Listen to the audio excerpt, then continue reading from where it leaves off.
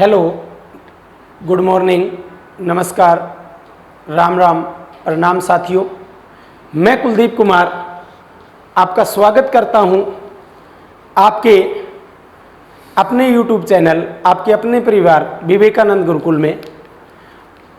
आज हम हमारा पहला टॉपिक मैथमेटिक्स का पढ़ेंगे, HCF और LCM। तो HCF और LCM बहुत आसान टॉपिक है, बहुत मुश्किल टॉपिक नहीं है। आप इस टॉपिक को अपनी 3rd, 4th, 5th क्लास से पढ़ना शुरू कर देते हैं और वही कंटेंट्स लगभग रिवाइज हो रहा होता है, लेकिन इसमें कुछ एडवांस टाइप्स आएंगी जो आपने उस टाइम नहीं पढ़ी हुई होगी।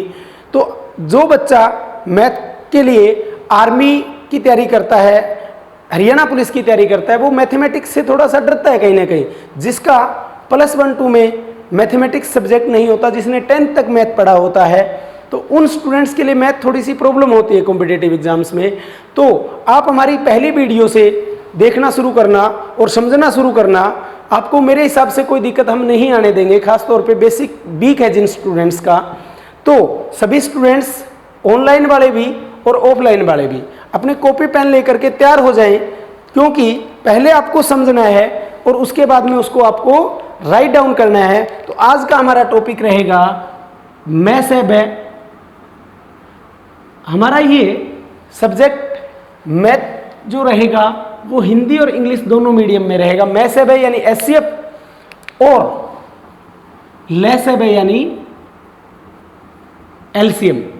लेस है यानी LCM। पहले हम मैथ है को क्लियर करेंगे।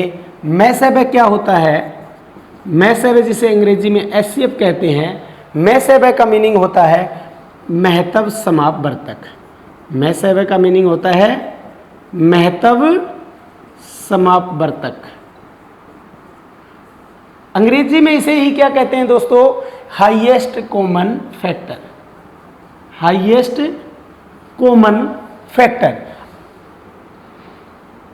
अब आप में से बहुत सारे स्टूडेंट सोच रहे होंगे कि हमें फुल फॉर्म का और इसका क्या लेना देना है और परिभाषा से हमें क्या लेना देना है। सबसे पहले हम परिभाषा क्लियर करेंगे, सीधी राइट डाउन नहीं करेंगे। सबसे पहले मैं आपको समझाऊंगा क्या होता है।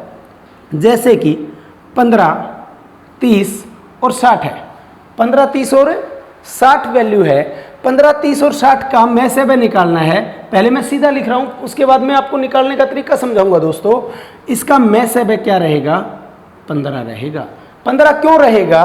15 को भाग कर रहे, 30 को भाग कर रहे, 60 को भाग कर रहे हैं। और इसकी परिभाषा भी मैथ है की क्या होती है दोस्तों? परिभाषा भी होती है कि वो बड़ी से बड़ी संख्या जो दी गई सभी संख्याओं को पूर्णतः भाग कर दे। तो 15 वही बड़ी संख्या है जो 15 को भाग कर रही है, 30 को भाग कर रही है और 60 को पूरी तरह भाग कर रही है। अब इस मैथ है की एक सबसे बड़ी जो है विशेषता ये होती है कि ये सबसे छोटी संख्या के बराबर या उससे भी क्या होता है? छोटा होता है। ये 2 पॉइंट बहुत इंपॉर्टेंट है। अब सबसे छोटी संख्या 15 थी इसमें, और 15 ही इसका क्या आ गया? मैथ है आ गया। 15 से छोटी तो बहुत है जो इन सभी को भाग कर रही है। कौन सी है? 5 है। 5 के बाद में 3 है, 1 है। ठीक है, तो ये संख्या इन सभी को क्या कर रही है? पूर्णतः भाग कर रही है। लेकिन ना ही तो 5 मैथ है, ना ही इसका 3 मैथ है, ना ही इसका 1 मैथ है। इसका मैथ है क्या आया? 15। यानी 15 ही वो बड़ी से बड़ी संख्या है जो दी गई तीनों संख्याओं को पूर्णतः भाग कर रही है। और एग्जांपल ले लेते हैं हम एक बार। अब एग्जांपल है 20, 30 और 40। 20, 30 और 40, इन सभी का मैथ है क्या रहेगा? 10 रहेगा। इन सभी का मैथ है क्या रहेगा? 10 रहेगा। 10 ही वो बड़ी से बड़ी संख्या है जो दी गई तीनों संख्याओं को क्या कर रही है दोस्तों? भाग कर रही है। 10 किसको भाग कर रही है? 20 को कर रही है। 10 दूना 20, 10 तिया 30, 10 चौका 40। तो 10 ही मैं कह रहा हूं कि वो बड़ी से बड़ी संख्या है जो सभी को भाग कर रही है। 10 से छोटी कौन सी है? 5 है, 2 है और उसके बाद में 1 है। लेकिन बड़ी ही बड़ी इसमें क्या है? इन 1, 2, 5, 10 में सबसे बड़ी क्या है? 10 है। तो इसलिए इनका मैथ है क्या रहेगा? 10 रहेगा। तो यानी मैथ है की परिभाषा थी दोस्तों कि वो बड़ी से बड़ी संख्या जो दी गई सभी संख्याओं को पूर्णतः भाग कर दे। और महत्व किसका होता है, दूसरी बात वे में हम समझे तो महत्व भी घर में किसका होता है, सबसे बड़े का होता है। तो इसी से भी याद रख सकते हैं कि वो बड़ी से बड़ी संख्या। हाईएस्ट का मतलब भी क्या होता है, बड़ी से बड़ी। तो अब हम परिभाषा लिखते हैं सभी, और उसके बाद में आप राइट डाउन करना कि वो बड़ी से बड़ी संख्या, वो बड़ी से बड़ी संख्या जो दी गई संख्याओं को पूर्णतः भाग कर दे, पूर्णतः भाग कर दे, उसे हम क्या कहेंगे, महत्व समावर्तक कहेंगे, हाईएस्ट कॉमन फैक्टर कहेंगे। ठीक है। अब इंग्लिश में अगर आप लिखना चाहो तो लिख सकते हो the largest number which will divide, the largest number which will divide all the given numbers. Clear है हिंदी इंग्लिश दोनों को? इंग्लिश के अंदर मैं रिपीट करता रहूंगा बीच बीच में। मैथमेटिक्स में हिंदी मीडियम इंग्लिश मीडियम में कोई ज़्यादा सा डिफरेंस नहीं है दोस्तों। ठीक है। The largest number which will divide all the given numbers. Clear हुआ यहाँ तक? ये परिभाषा थी, ये हमने समझ करके लिखा है। इसका दूसरा इंपॉर्टेंट पॉइंट क्या होता है, सबसे बड़ी विशेषता मैंने इसकी क्या बताई, ये दी गई सब संख्याओं में सबसे छोटी संख्या के बराबर या उससे भी क्या होगा, छोटा होगा एचसीएफ। ठीक है। जैसे हमने यहाँ देखा सबसे छोटी 15 थी, इसका एचसीएफ क्या आया, 15 ही आया। 20, 30, 40 में सबसे छोटी क्या थी, 20, और 20 से ही छोटा क्या आया, 10 एचसीएफ आया। तो एचसीएफ की सबसे बड़ी निशानी या विशेषता कह सकते हैं कि ये सबसे छोटी संख्या के बराबर या उससे भी छोटा होगा। ये सबसे छोटी संख्या के बराबर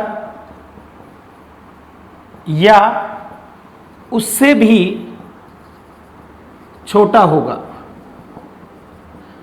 अगर ये चीज विशेषताओं के रूप में आ गई तो हम कंफ्यूज होंगे कि निम्न में से कौन सा कथन सही है। अगर आपसे ये क्वेश्चन पूछ लिया जाता है दोस्तों कि निम्न में से कौन सा कथन सही है, और आपने डायरेक्ट निकालना सीख लिया, आपने ये विशेषता नहीं पढ़ी और ये ध्यान नहीं दिया, तो आप कंफ्यूज हो जाएंगे पेपर के अंदर। तो क्वेश्चन का ऑप्शन कैसे देगा वो आपको, पहला ऑप्शन देगा कि एचसीएफ सबसे छोटी संख्या के बराबर होगा। दूसरा ऑप्शन दिया कि एचसीएफ सबसे छोटी संख्या के बराबर या उससे भी छोटा होगा। अगला ऑप्शन दे दिया कि बड़ा होगा। कंफ्यूज होंगे कैसे क्वेश्चन का आंसर ऑप्शन में देंगे। ए ऑप्शन दे दिया सबसे छोटी से भी छोटा, सबसे छोटी संख्या से भी छोटा, सबसे छोटी संख्या से भी छोटा। बी ऑप्शन दे दिया सबसे छोटी के बराबर या सबसे छोटी संख्या के बराबर या उससे भी छोटा, छोटा। ठीक है। सी ऑप्शन दे दिया हमारे सामने दोस्तों सबसे बड़ी संख्या के बराबर, सबसे बड़ी के बराबर या उससे भी बड़ा, उससे भी बड़ा। और डी ऑप्शन दे दिया कोई नहीं, नन ऑफ दीज, यानी हिंदी में कहें तो कोई नहीं। तो फिर आप कंफ्यूज हो जाएंगे कि हमने तो इसकी थ्योरी तो पढ़ी ही नहीं। क्वेश्चन क्या पूछा कि एचसीएफ के लिए निम्न में से कौन सा कथन सत्य है। पहला ऑप्शन दिया सबसे छोटी संख्या से भी छोटा, दूसरा ऑप्शन दिया सबसे छोटी संख्या के बराबर या उससे भी छोटा, अगला ऑप्शन दिया सबसे बड़ी के बराबर या उससे भी बड़ा, अगला ऑप्शन दिया डी। तो आप कैसा आंसर देंगे इसमें, आप कंफ्यूज हो जाएंगे अगर आपने ये नहीं पढ़ा।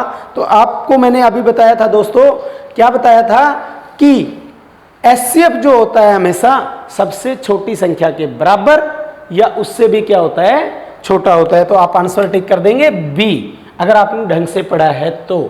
ठीक है। और जेबीटी के जो एग्जाम्स होते हैं कथन के रूप में क्वेश्चन पूछा जाता है जेबीटी स्टेट वगैरह में, तो वहां के लिए क्वेश्चन बहुत ज्यादा इंपॉर्टेंट हो जाता है। ठीक है दोस्तों।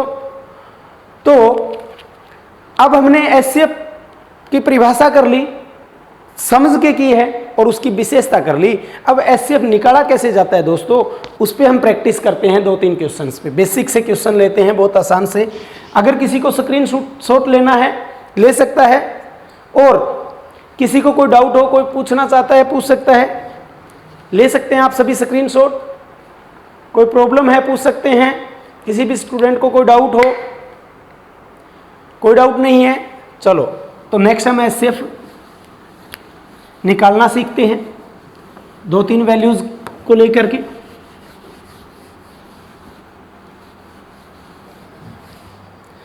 तो अब हमारी वैल्यूज रहती हैं बिल्कुल आसान सी, 20, 30 और 50। ये हमें गिवन है, इसका एचसीएफ हमें निकालना है। कई बार आप सोच रहे होंगे कि इतना आसान वैल्यू कहाँ पूछा जाएगा। आप ग्राम सचिव के एग्जाम्स में देखो, हरियाणा ग्राम सचिव का जो एग्जाम हुआ था जनवरी में, उसमें बिल्कुल आसान क्वेश्चन पूछ लिए थे। ठीक है, अब 20, 30 और 50 का एचसीएफ निकालना है दोस्तों। में से वह क्वेश्चन आएगा कि find the HCF of 20, 30 and 50, यानी 20, 30 और 50 का एचसीएफ यानी में से वह ज्ञात करें।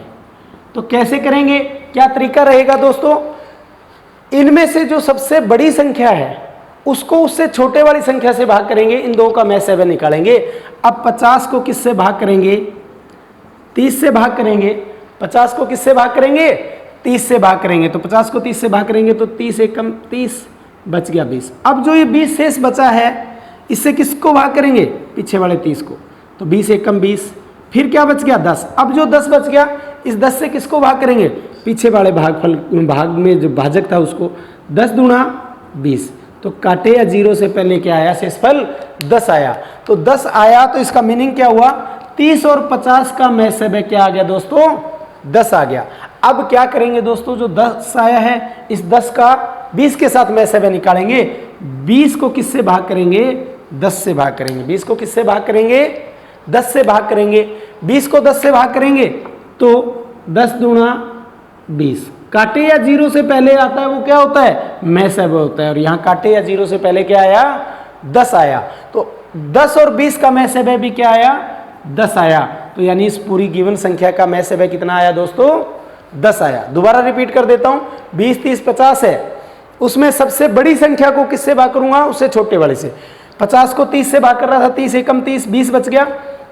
नेक्स्ट चीज, जब ये 20 बचा तो इससे 20 से इससे पहले वाली संख्या को भाग करेंगे 30 को, तो 20 एकम 20, फिर 10 बच गया। अब इस 10 से किसको करेंगे, जिससे हमने पहली बार भाग किया 20 से भाग करेंगे तो 10 दूना 20, काटे या जीरो से पहले क्या आ गया, 10 आ गया। तो इनका में से वह क्या रहेगा, 10 रहेगा। इनका में से वह क्या रहेगा, 10 रहेगा। कोई डाउट यहाँ तक किसी को भी, किसी स्टूडेंट की कोई प्रॉब्लम हो। नेक्स्ट वैल्यू एक दो और ले लेते हैं।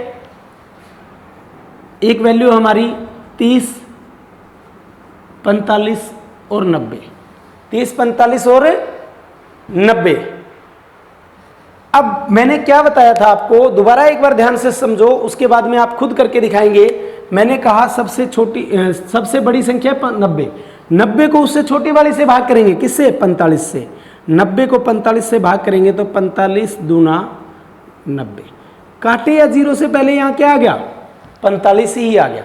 तो इसका मतलब अगर वैल्यू हमारे पास 30 ना हो के 45 और 90 होती तो 45 एचसीएफ होता। इसका क्या होता, 45 इसका एचसीएफ होता दोस्तों। ठीक है, क्यों, क्योंकि मैंने परिभाषा में बताया था वो बड़ी से बड़ी संख्या जो दी गई संख्याओं को भाग करते। अगर हमारे पास 45 और 90 ही होता, 30 ऑप्शन में नहीं होता, संख्या नहीं होती, तो 45 से कम 45 को भाग कर रही है, 45 दूना 90, तो दोनों को भाग कर रही है दोस्तों। तो इसलिए इनका एचसीएफ दोनों का क्या रहेगा, 45 रहेगा, 45 और 90 का।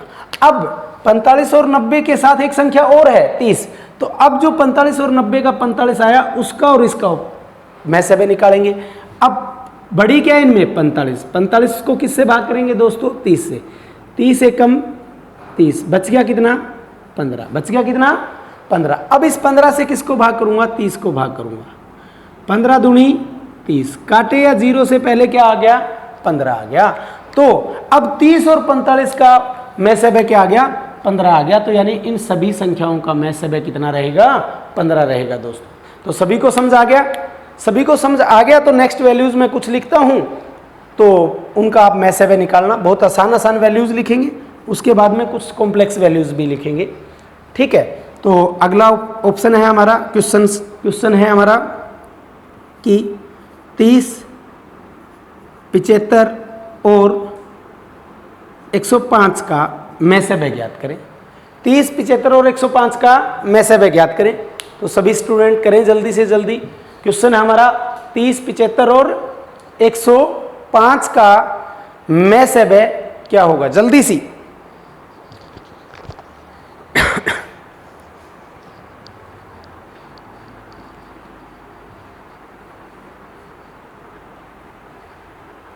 जल्दी से करिए सभी क्वेश्चंस को, ठीक है, जल्दी से करके दिखाएं सभी।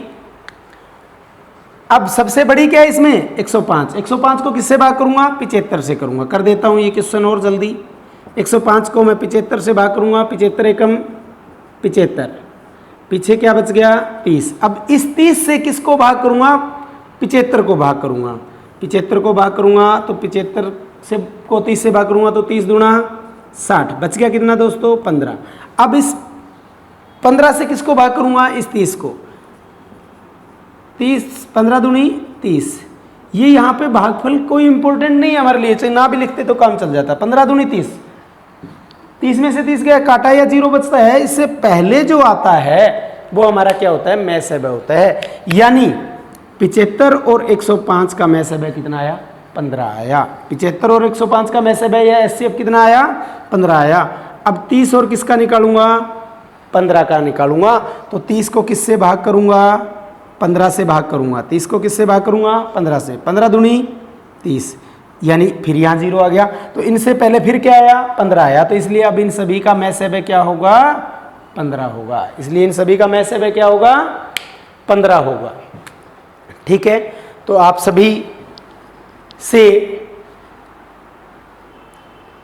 मैं ये पूछ रहा हूँ ऑफलाइन स्टूडेंट से पहले कि अगर किसी को कोई प्रॉब्लम आ रही हो मैसेब की, एचसीएफ कैसे निकलेगा, कैसे ज्ञात करेंगे, कोई दिक्कत है तो बोल सकता है। और ऑनलाइन के जो स्टूडेंट्स हैं वो अपना कमेंट करके बता सकते हैं कि एचसीएफ क्या होता है, ये समझ आया या नहीं आया, ठीक है। कोई दिक्कत आ रही हो बोल सकते हैं कोई भी स्टूडेंट। और एक बहुत इंपॉर्टेंट क्वेश्चन, चाहे वो कितना भी मंजा हुआ स्टूडेंट हो, उन सभी के लिए लिख रहा हूं और 1 मिनट के अंदर जस्ट आंसर देंगे और उसके ऑप्शन मैं आपको दूंगा।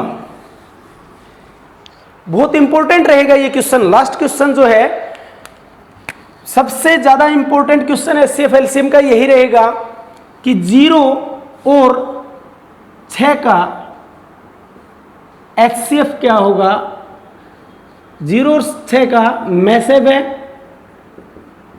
क्या होगा। और अंग्रेजी में आएगा तो लिखा आएगा find the HCF of 0 and 6। Find the HCF of 0 and 6 सबसे ज्यादा इंपॉर्टेंट रहने वाला है। ऑप्शन भी दे रहा हूं मैं इसके आपको। इस क्वेश्चन के 0 और 6 का मैसेब क्या होगा, find the HCF of 0 and 6। पहला ऑप्शन है हमारा 0, दूसरा बी ऑप्शन है हमारा 6 और तीसरा ऑप्शन सी ऑप्शन हमारा रहेगा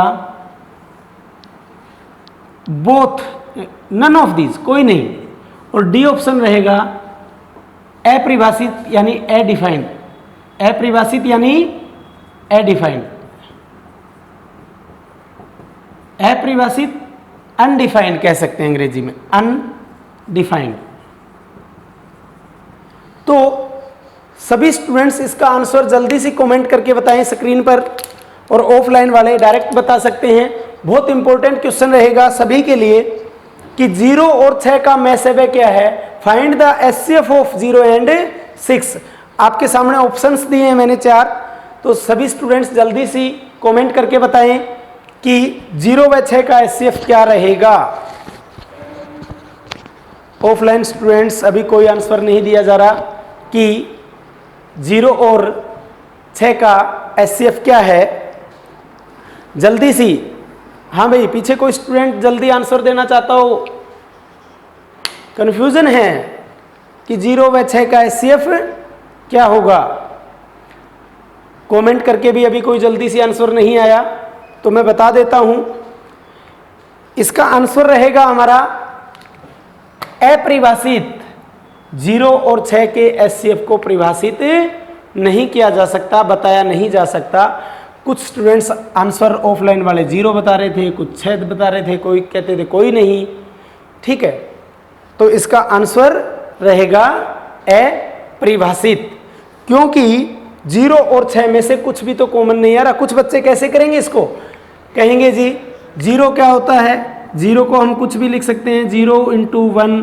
6 को क्या लिख सकते हैं, कहीं लिखा नहीं जाता 6 को कभी भी। कुछ क्या कहेंगे 1 × 6 लिख देंगे तो 1 दोनों में साझा आ गया। तो 0 को तो किसी से भी गुणा कर दो 0 होता है, 2 से कर दो, 3 से कर दो। ठीक है, तो 1 कैसे साझा निकाल दिया? कई कहते जी आंसर 1 आएगा, तो कोई नहीं ऑप्शन होगा। फिर कुछ ने कैसे आंसर दिया, उन्होंने सोचा नहीं, उन्होंने आंसर देने के लिए 0 × 1 कर दिया। 6 को क्या लिख दिया, 0 × 6 लिख दिया। उन्होंने ये ध्यान रखा नहीं कि 6 को 0 से गुणा करेंगे तो 0 हो जाएगा। अब उन्होंने क्या साझा निकालना था उनको, तो कि वो बड़े से बड़ा साझा, बोलो जी 0 ही बड़े से बड़ा साझा, इसका एचसीएफ क्या रहेगा, 0 रहेगा। तो आज की क्लास का सबसे इंपॉर्टेंट क्वेश्चन एचसीएफ था। एचसीएफ मैंने आज आपको क्लियर कराया और हम अपनी नेक्स्ट क्लास में एलसीएम के बारे में पढ़ेंगे। एलसीएम होता क्या है, एलसीएम कैसे निकाला जाता है। ठीक है, लेकिन उससे पहले मैं आपको 2 वैल्यूज लिख देता हूं एचसीएफ की, 2 या 3 बहुत बढ़िया बढ़िया वैल्यूज और भी, जिसका आप आंसर भी मैं साथ के साथ बताऊंगा, प्रैक्टिस करेंगे। 96,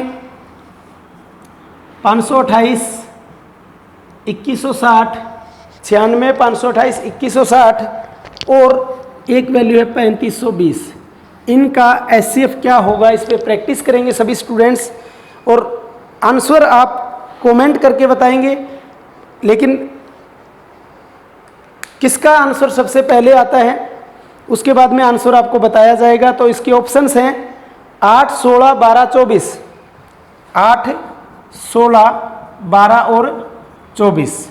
8, 16, 12 और 24। तो ये क्वेश्चन रहेगा आपकी अगली क्लास के लिए, और अगली क्लास के स्टार्टिंग में इस क्वेश्चन को आपको बताया जाएगा इसका आंसर क्या है। तो आज की क्लास अगर आपको अच्छी लगी हो दोस्तों, तो इसको ज़्यादा से ज़्यादा शेयर करना, कमेंट्स करते रहना और हमारे चैनल को सब्सक्राइब करना ना भूलें, और अपने ज़्यादा से ज़्यादा स्टूडेंट्स के पास ये वीडियो पहुंचाएं, क्योंकि जितने ज़्यादा स्टूडेंट्स जुड़े होंगे हमें भी पढ़ाने में उतना ही ज़्यादा आनंद आएगा। ठीक है, तो आज की क्लास में इतना ही। धन्यवाद दोस्तों।